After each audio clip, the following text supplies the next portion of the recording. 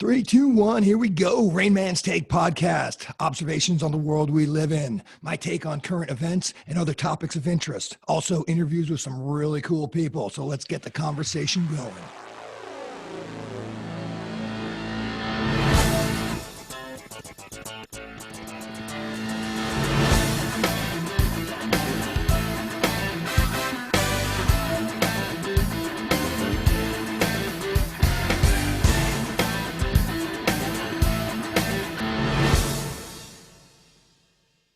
Hey everybody, it's the Rain Man with another raindrop coming to you today. Topic is, what was it like to live in New York City over the last 15 months during COVID?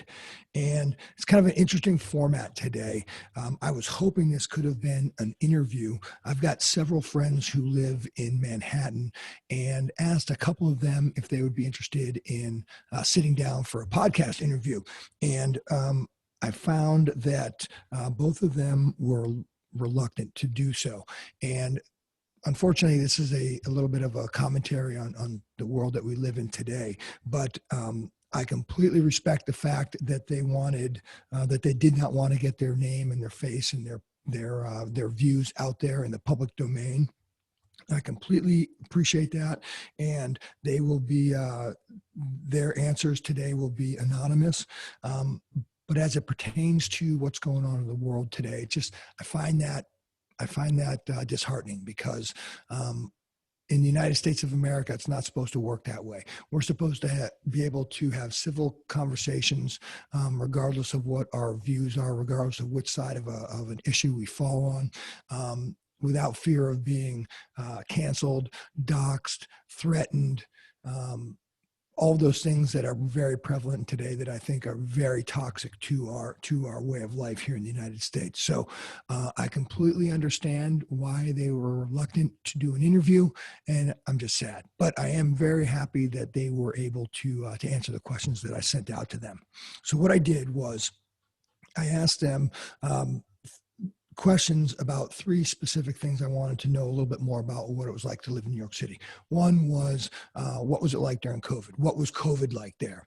Second one was, what was their reaction to the policies set out by Mayor de Blasio and Governor Cuomo? And then third, where do they think New York City is going to be going in the future? What's it like now? Is it going to come back? So first, what I wanted to find out was what was their experience like with COVID last year? How bad was it in their part of the city?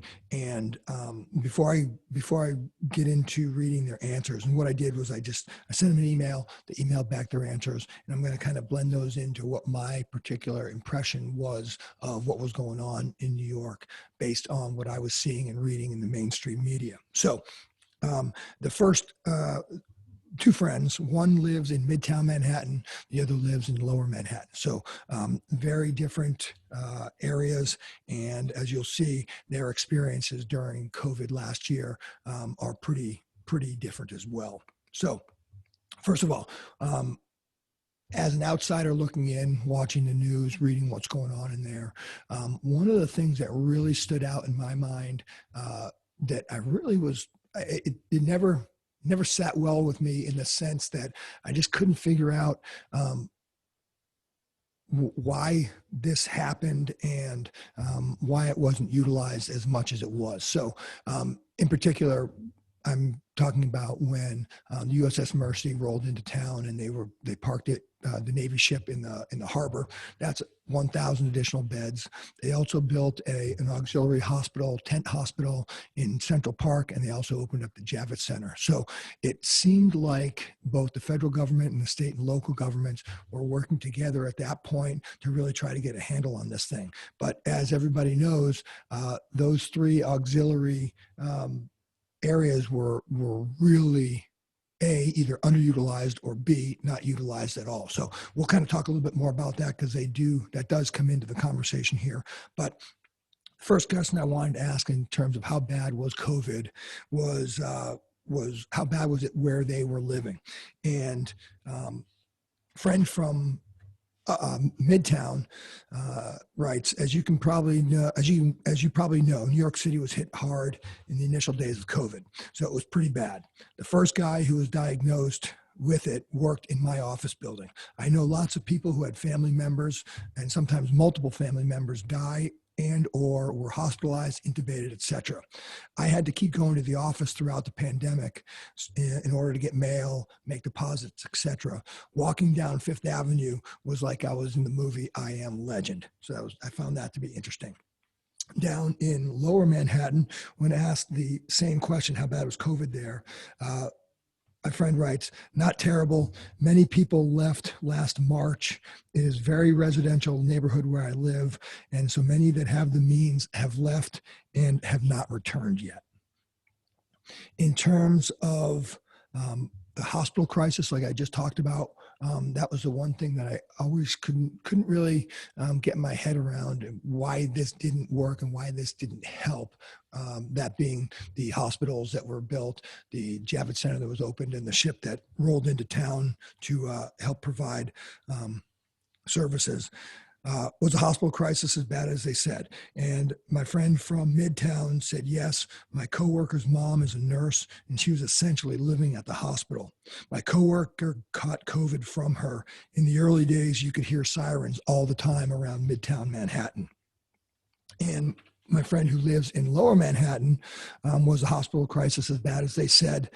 And he wrote, no, it was not as bad. The media definitely hyped the temporary hospital in Central Park and the Javits Center.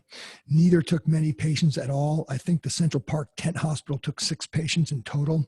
Hospitals in the city are trying to return items they purchased to suppliers. We, as medical equipment manufacturers, cannot accept those types of returns. They ordered a lot of unnecessary items that we manufactured for them. We would have serious financial issues if we had to take them back. So again, you see, based on where you were in the city, is how you saw how the pandemic was progressing.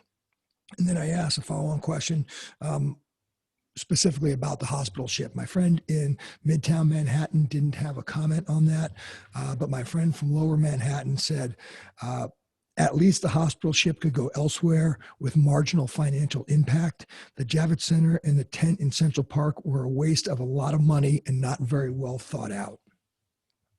And then finally, the last 3 questions that I asked regarding how, give me a sense of what COVID was like throughout the pandemic. How are the businesses doing? How is your business doing? And my friend who lives in Midtown is an attorney.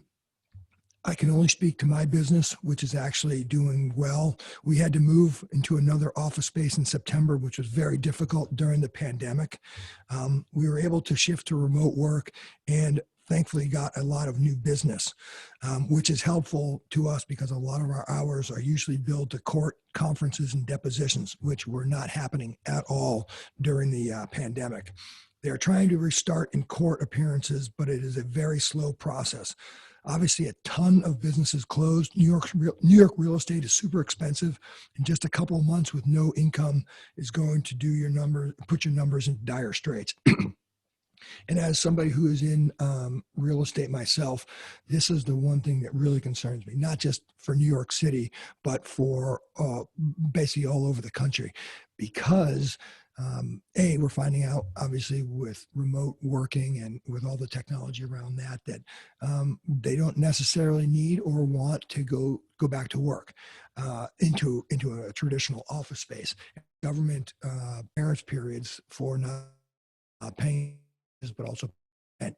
And I understand those are going to be going away, or at least scheduled to go away right now on June 1st. So if they do in fact go away, how is this going to impact an already very depressed marketplace?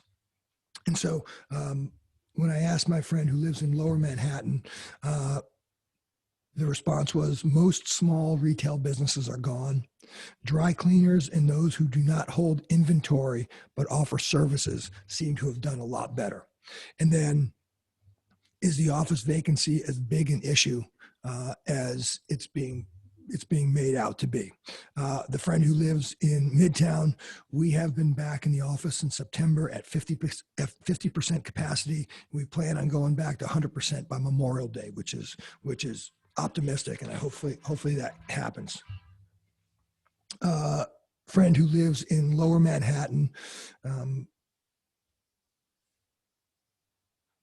answered, I do not know about the vacancy rates, but he's heard that some of the banks that occupy all the towers down in the financial district, most of them are planning to do some kind of return to work this summer. So let's hope that's the case, because again, not just specific to New York City, but any major business center in any major city. Not only do you have the office towers and the mortgages that go along with that, and the rents for the office space that go along with that, but you also have all the ancillary services around those populations, those business populations, and that includes like my friend was saying, the services, the restaurants, and those sorts of things. So I personally think that we haven't seen the complete negative economic fallout of this, and I think once these forbearance periods end, and once companies decide when they can go back to work, if they even want to go back to a traditional office space, it's going to be very interesting to see how that plays out. So the second thing I wanted to know about was what was the New York residents' reaction, and how did they feel about the responses, not only from the mayor de Blasio, but also from the governor Cuomo? How did they react to the situation? And my friend wrote that this is from Lower Manhattan. Everyone I know despises de Blasio. His policies have damaged the city, and people will only be tolerant and helpful to others when they feel safe. If they do not feel safe, bad things happen. Cuomo feels like Harvey Weinstein did before the end of him. And this is actually my viewpoint as well, in terms of safety. People are willing and open to helping others if their personal safety and the safety of their community is intact. As soon as that goes away, people start to kind of close up inside and start to look to take care of number one. And this is not a policy that was promoted because of COVID. This was more, I think, in terms of the reaction to the George Floyd murder, when most of the Democratic-run cities and the liberal mayors out there were pushing for the defund the police. And as soon as that happens, the inevitable happens, which is crime goes up. And I think that's what my friend from Lower Manhattan was referring to in that regard. And that is, when you don't feel safe, you're only looking out for number one to make sure that you feel that you can make yourself safe. So the next question that I asked was, what was the overall look by the general public as to what was going on in New York City during that time? And they write, it was completely bifurcated. Some went out and enjoyed the space, while others hid in their closets and worried about the end of the world. It seems like people who said that they would listen to the science were actually listening more to the fear and panicked.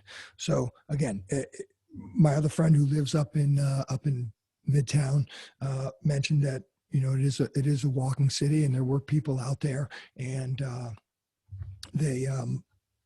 they just kind of went about their business with masks. Maybe not as many out there, but the people that were out and about seemed to be just trying to get on with their lives and their business.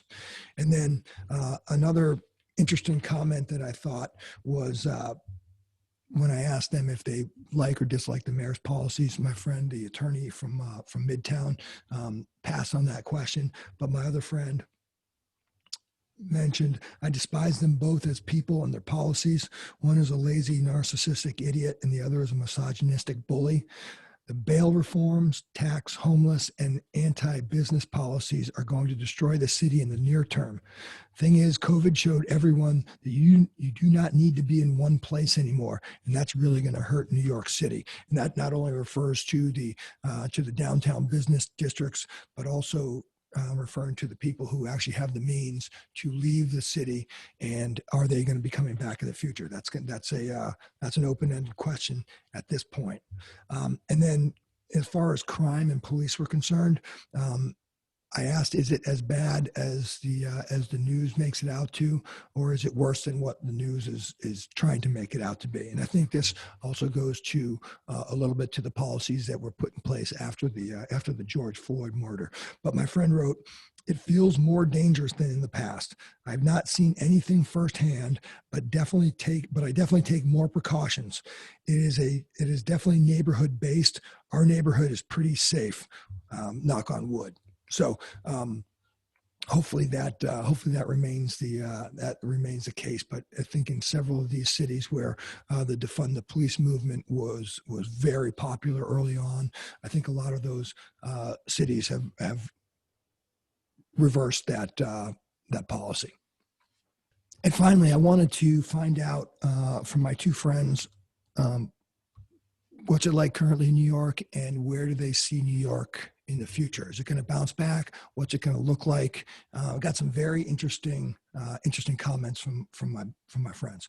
The question was flat out, did you have friends that moved out of the city? My friend who lives in Midtown said no. My friend who lives in Lower Manhattan said many, and they are not the kind of taxpayers the city can afford to lose. Half of my son's 5th grade class left. People are still leaving. One of our closest friends just moved to Dallas. So I think this exodus was probably starting even before COVID hit, when Mayor Cuomo was threatening to impose higher taxes on the wealthy residents of New York City.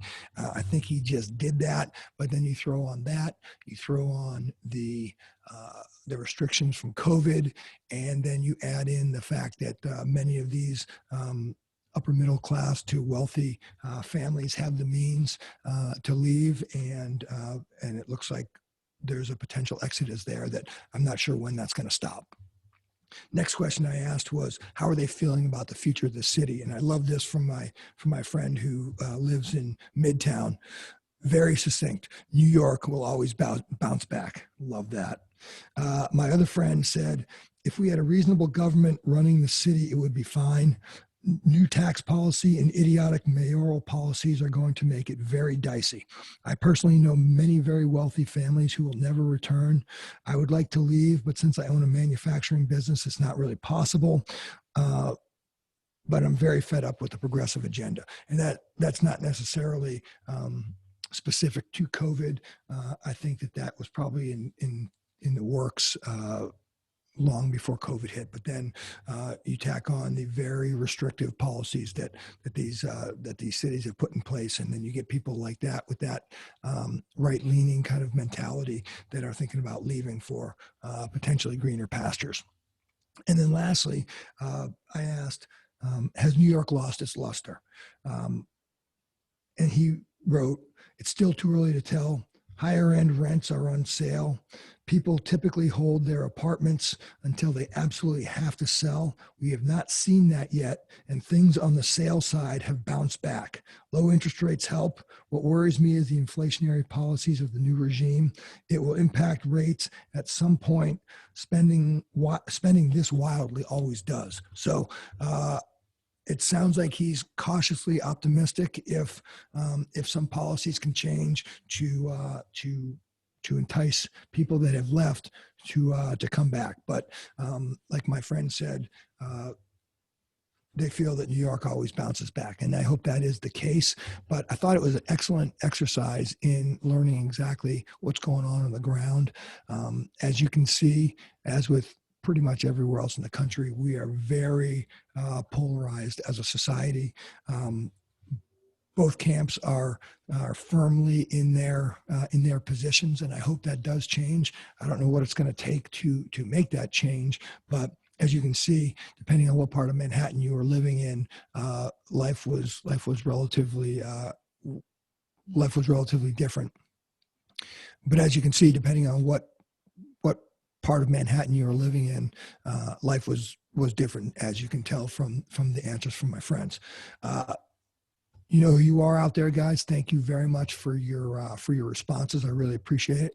I hope this format is interesting. I've got several other ideas that I want to run by some other friends of mine that I'm pretty sure are probably going to opt for this type of format. So we'll see what happens. But in the meantime, I'll finish off today by saying if you're in the military, the police departments, fire departments, or first responders, if that's you out there, thank you very much for your service. Stay safe. Hope you enjoyed this raindrop. This is the Rain Man. Thanks for watching. Thanks for watching Rain Man's Take, Observations on the World We Live in. If you like the content, don't forget to hit the subscribe button below. You can also follow Rain Man's Take on Instagram at Rain Man's Take. Also, check out our website at www.rainmanstakepodcast.com and send your comments to rainmanstake@gmail.com. Keep an eye out for future podcasts, which will be coming out every Thursday at 5 p.m. West Coast time.